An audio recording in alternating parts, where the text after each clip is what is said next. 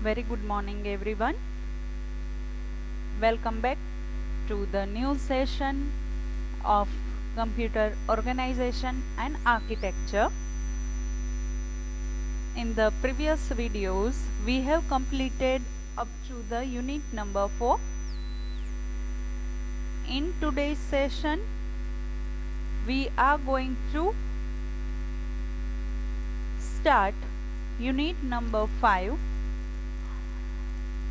I have taken 4 questions based on this particular unit, and in one lecture only we are going to complete this particular unit.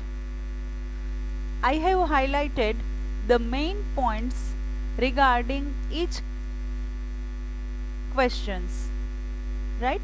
So we have not taken the detailed theory of each questions.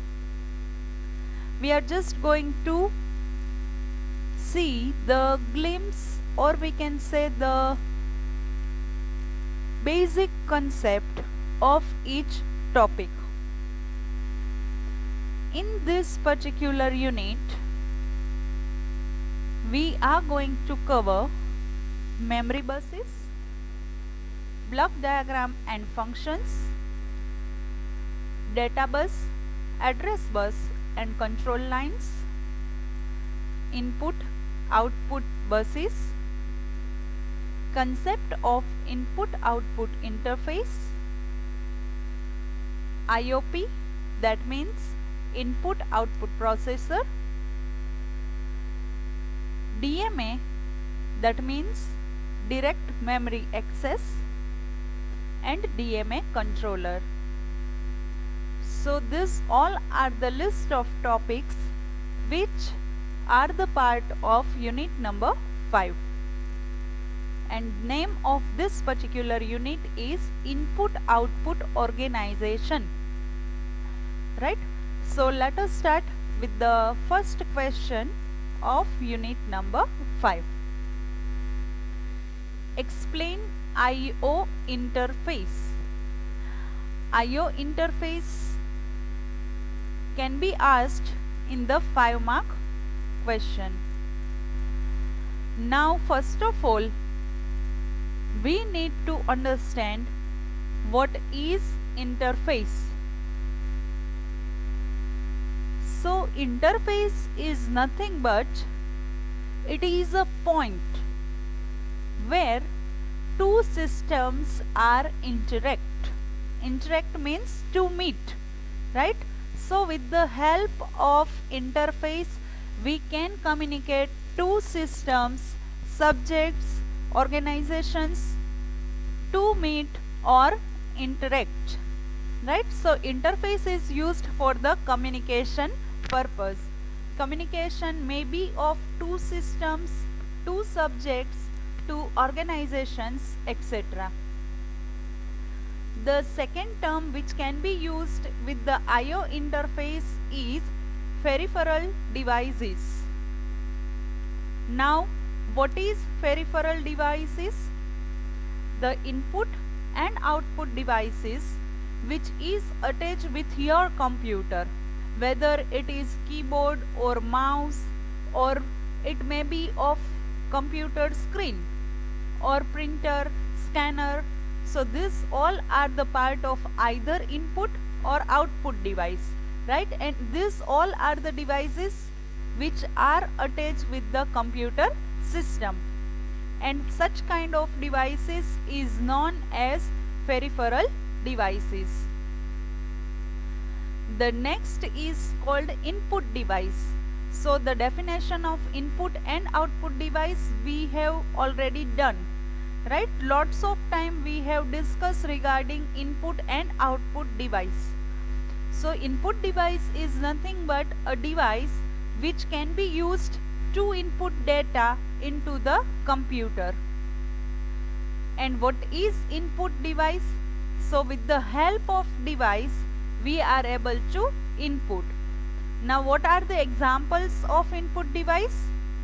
Keyboard, mouse, touch screen, card reader, These all are the examples of input device, and using this device you are able to insert data into the computer. Next is called output device.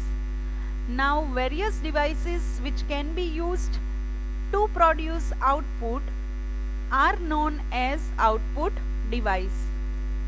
The examples of output device are CRT.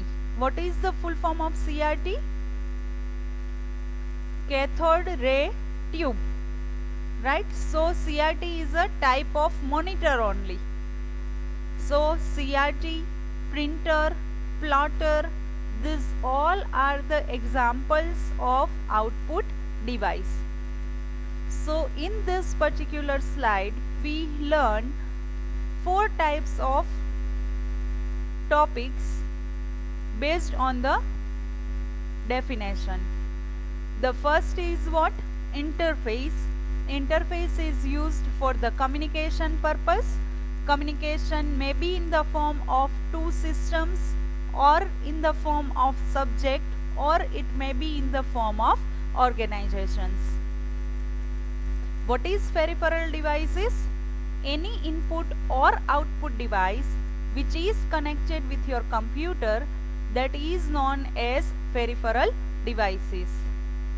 Input device and output device are the devices which can be used for inserting or the data which can be came out of the computer, right? So it is used to display either on the screen, or it is used to display the using printer or plotter. So these all are the examples of output device. Let us move towards next slide, that is I/O interface. The input-output interface provides a method for transferring information between internal storage and external I/O devices. Internal storage means it is a storage area which is provided inside the computer, and external I/O devices means any input or output device which is connected with your computer externally. Externally means outside the world.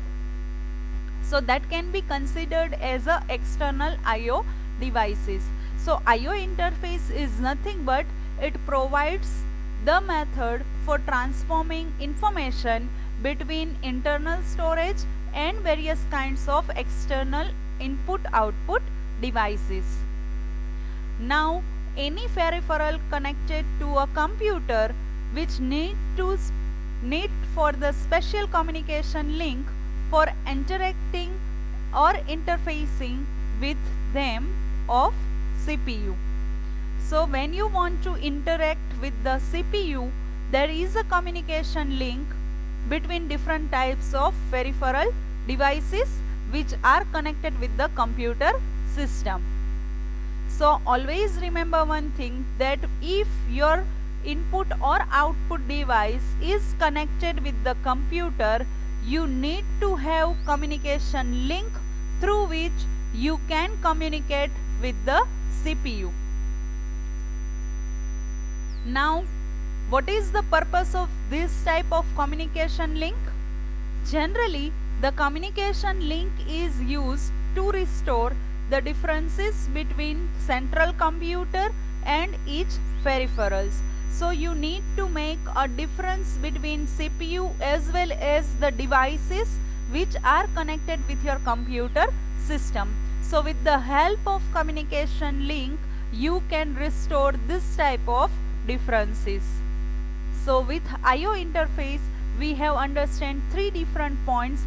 The first point is input-output interface provides you the facility to transfer information between internal storage as well as external I/O devices.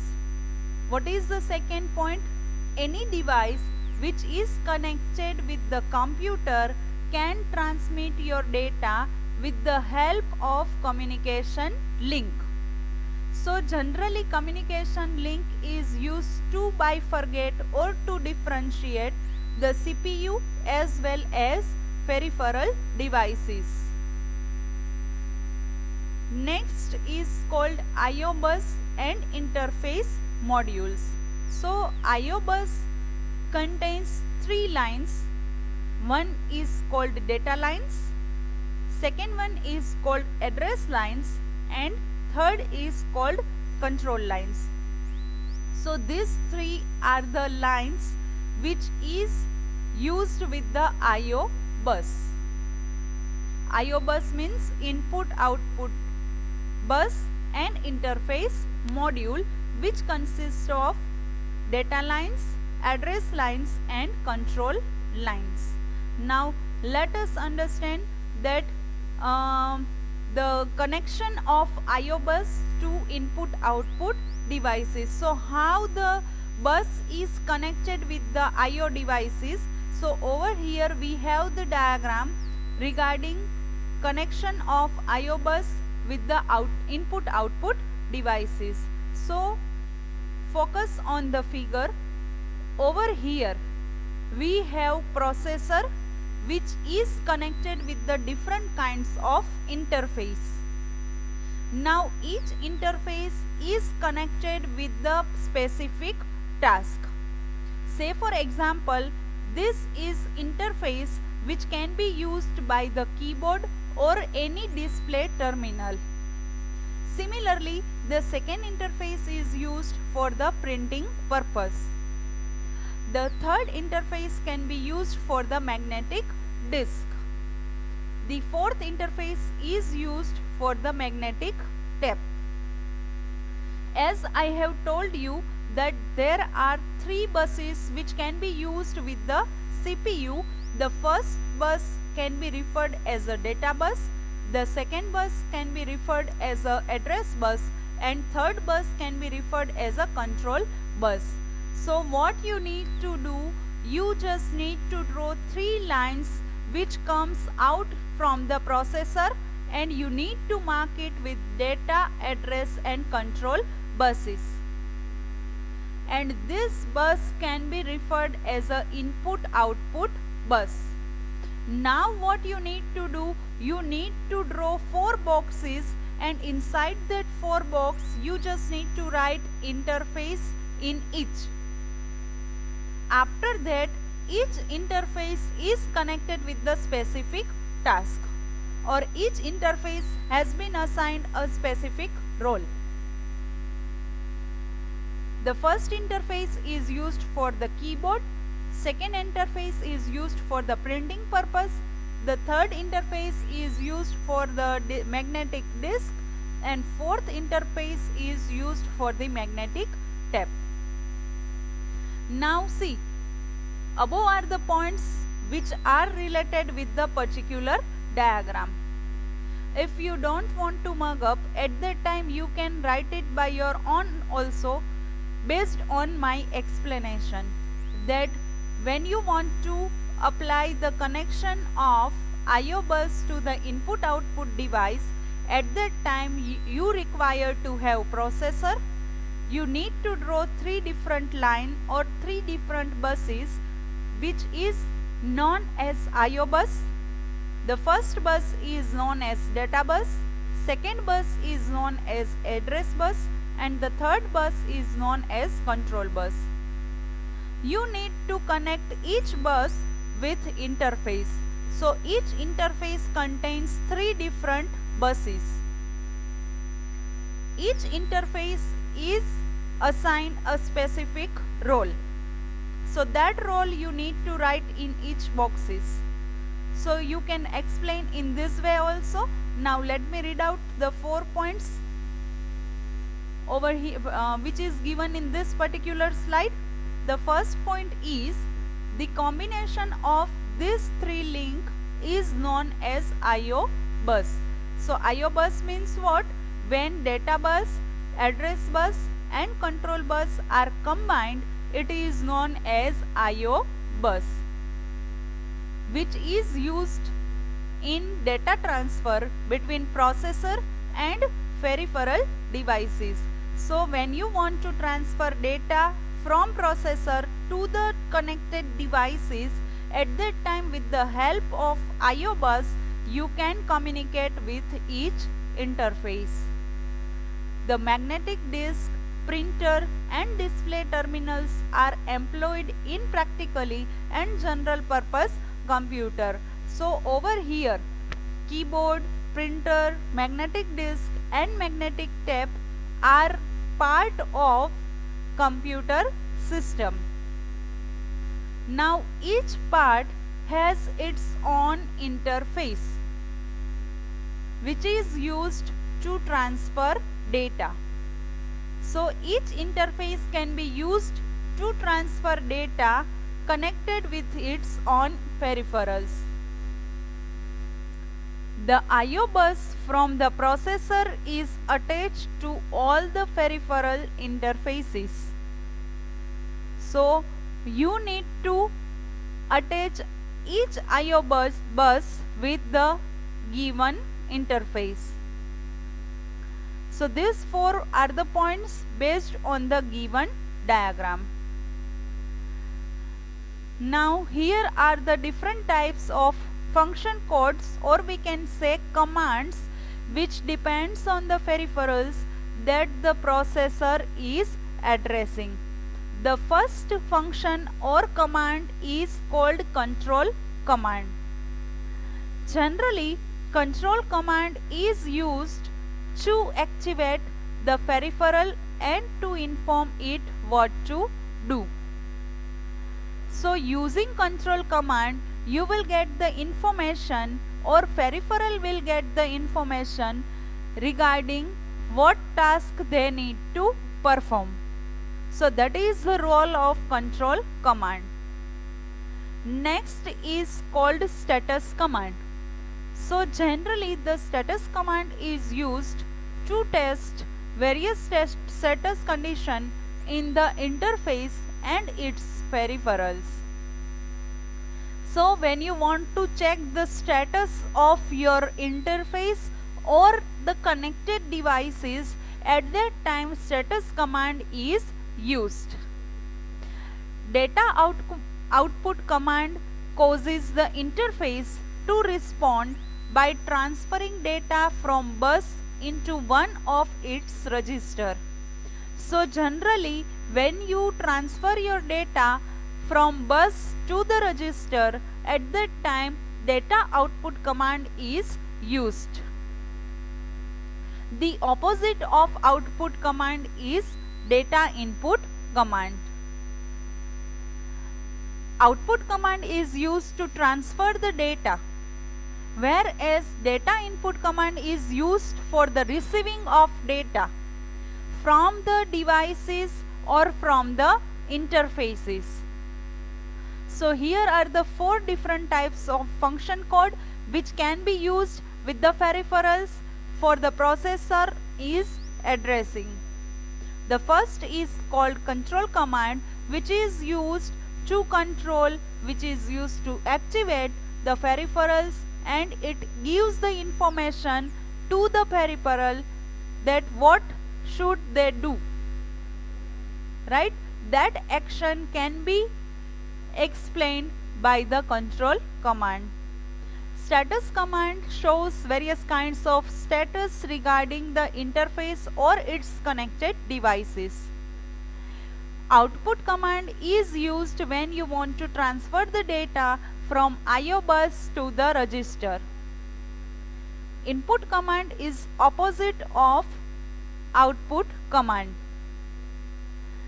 Output command is used for transferring purpose. Input command is used for the receiving of an item of data which is coming from the peripherals or other places where the data bus and sends the data to the processor register. So I hope the following slide is properly clear. The second question is memory bus. So first of all, I need to understand that what is bus. A bus is a collection of wires using which you can transmit your data from one part to the another part of computer system. So when you want to transmit your data, you need to have the collection of wires which can be referred as a bus. Using bus, you can transmit the data, address or special instructions and other instructions. Information is transmitted in a buses as a serials or series of electrical pulses. Each pulse is represented by binary number either 0 or 1. Let me repeat this 4 point once again. A bus is a collection of wires through which data is transmitted from one part of a computer to the another part. So when you want to transfer your data, you need to have a wire attached with your computer using which you can transfer your information. So that is known as bus. Buses can transmit information line, data, address, special instructions and other data. Information is transmitted on buses in the form of series of electronic pulses. These electronic pulses are in the form of binary number either 0 or 1. As we know that computer can only understand the language of binary. So naturally your signal, your pulses will be in the form of either 0 or 1. The computer system have 5 different types of buses which is available. The first bus is known as external bus. External bus means the bus which is placed outside the processor. Now any bus is there which is placed inside processor, that bus is known as internal bus. So internal bus and external bus are opposite of each other. External bus are placed outside the processor and internal bus are placed inside the processor. Next is called system bus. This type of bus is used to connect processor and main memory. So when there is a requirement to connect processor with main memory, at that time you can use system bus. The first bus we have learned is what? External bus, which is placed outside the processor. Internal bus are opposite of external bus. Internal bus are placed inside the processor. System bus gives you the facility to connect processor with the main memory. The next bus is called instruction bus. This is a special data bus which is used to fetch instruction from the main memory. So when you want to get instruction from the main memory, at that time you can use special data bus that is known as instruction bus. The next bus is called memory bus. In memory bus, it is a set of wires that is used to carry memory addresses and data to and from the system RAM. So when there is a requirement to hold memory addresses and data to and from the system RAM, or when you want to deal with the memory, at that time you can use memory bus. So 5 type of bus we have seen or understand, that is external bus, internal bus, system bus, instruction bus and memory bus. You can divide memory bus in the further 3 sections. First is called data bus, second is called address bus and third is called control bus. So from name only you are able to understand that data bus is used to hold the actual data which comes from and which goes into the memory. So data may be in the form of in or out.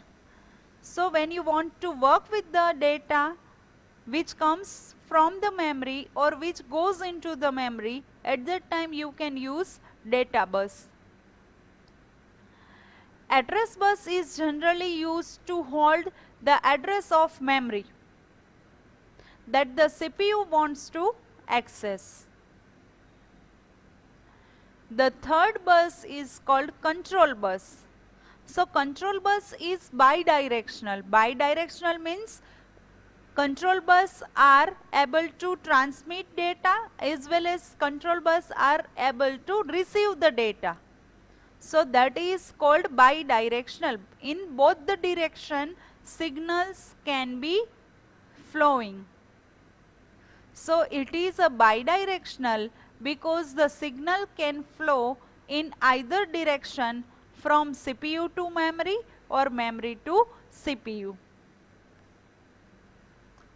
Let me repeat 5 buses once again. External buses are placed outside the processor. Internal bus are the buses which are placed inside the processor.